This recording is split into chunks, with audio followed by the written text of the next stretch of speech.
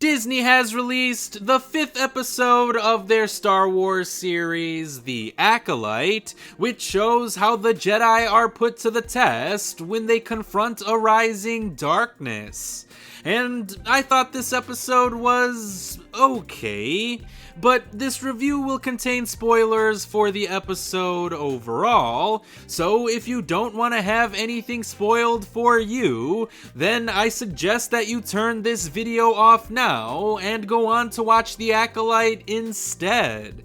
Because the dark side user who attacked the Jedi at the end of last week's episode did turn out to be none other than Qimir.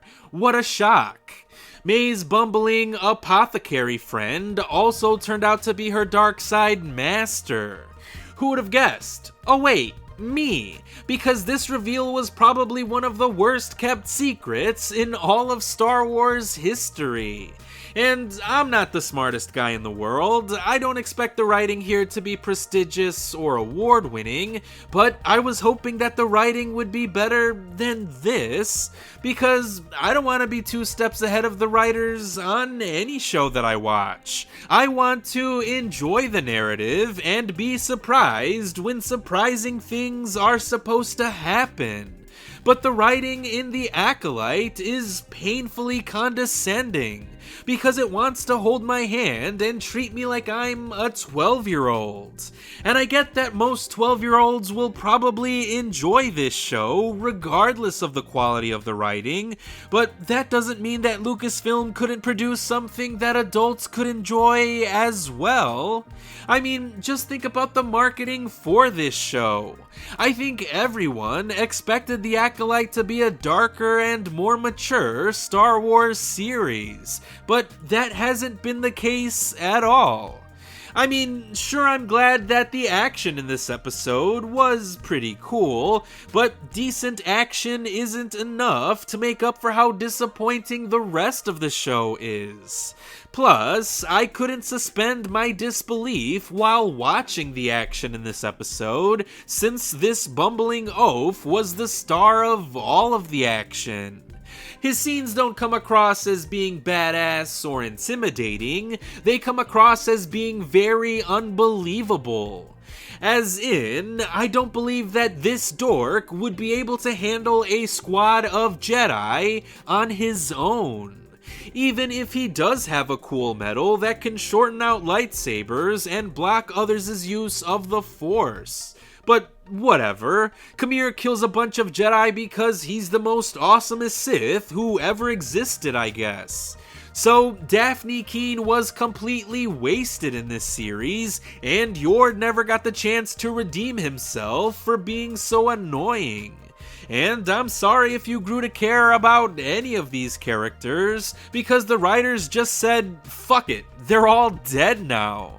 And I mean, I guess that is the only way for the Jedi Council to never find out about the existence of the Sith, but the execution could have been more satisfying. Take Rogue One, for example. Those characters chose to go on a suicide mission because they knew that their sacrifice would be for the greater good. But what did the characters in The Acolyte do before they died? Not a goddamn thing. It's like they might as well have not been in the story in the first place. Before Jeki and Yord get the chance to properly grow and develop as main characters, they're just suddenly taken out of the story being told. So why even include their characters in the show when all they are is cannon fodder? I don't know, but Soul manages to escape, May manages to trick Soul into believing that she's actually Osha, and Qimir manages to find the real Osha, all before the episode ends rather abruptly.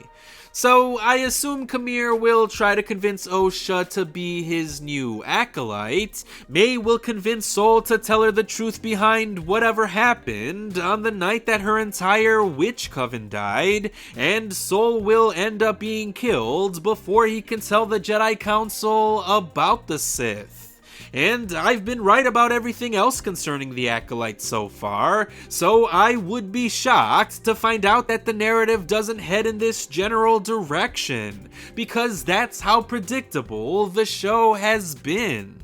Still, even with all of my frustration regarding this series, I'm not going to hatefully declare that Leslie Headland has ruined Star Wars, or say that the show is broke because Disney went woke, because neither of those things are true.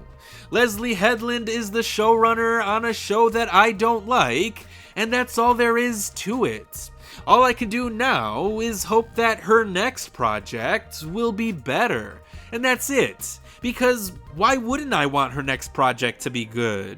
If she produces a good show, then I can add another series to my list of shows that I've been meaning to watch. And Russian Doll, for example, is a show that is on my list. And I'm not going to take it off just because Leslie Headland was creatively involved. I'm still going to watch that series with an open mind because I have heard very good things about it.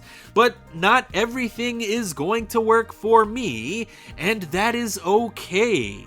Just because I don't like The Acolyte doesn't mean that I love Star Wars any less. Attack of the Clones is my least favorite Star Wars movie, but I was still able to enjoy every film that came out after it to various degrees, and the same will be true with this series.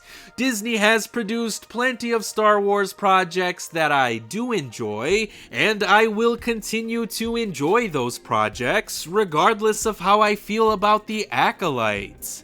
I don't need to send death threats to anyone who is involved with the series because that is fucking absurd. The original 6 Star Wars films were all about how dangerous it is to give in to hate, so if you keep claiming that you're a hardcore George Lucas fan and you actively continue to spread more online hate, then I'm sorry to tell you that you've completely missed the point of Lucas's Star Wars saga in the first place.